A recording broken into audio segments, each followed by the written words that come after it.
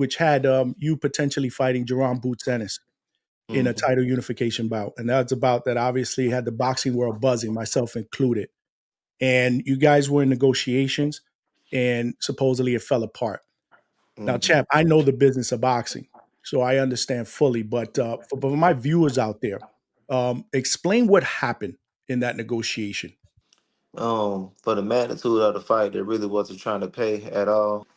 It was just them trying to play games, and then like we just asked for a little bit more, and they didn't want to do it, and they gave Stanionis a whole lot more than what we was asking for. So they didn't want it in the first place. And also, I believe with the IBF rules, the Karen fight was already solidified, necessarily speaking, before negotiations and all of that between me and him. So the fight couldn't happen anyway.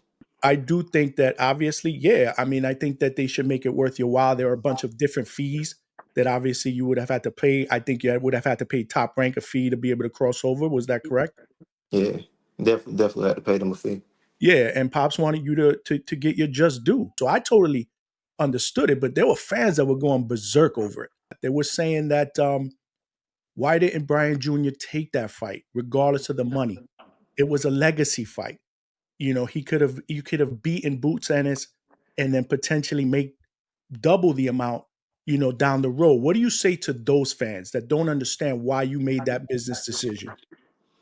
What I say to those fans is simply they wasn't trying to pay me the money, right? So obviously they're saying I am nobody. So now I have to go out, show them who I am, show them that they finna pay me my money by what I do in the ring, then come back and say, okay, where is the money? And best believe yesterday's price is not today's price. I need my money. Let me add this to it as well. So he sent me. I ain't gonna say he, Eddie Hearn. Their whole team sent me the lowest money possible off rip. Then they sent them to a whole lot, triple times the amount that they originally uh tried to offer me. So I feel like the whole thing was we all know he is the so-called boogeyman. So they're trying to feed that persona of him being the boogeyman.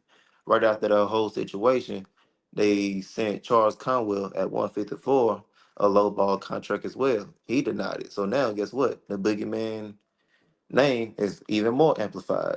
But now we got you a $5 million contract at 154 with Virgil Ortiz, and you declined that. So what's going on? That's why I say this whole thing was just a facade, just to build up your so-called boogie name fan base, that the boogeyman name behind you.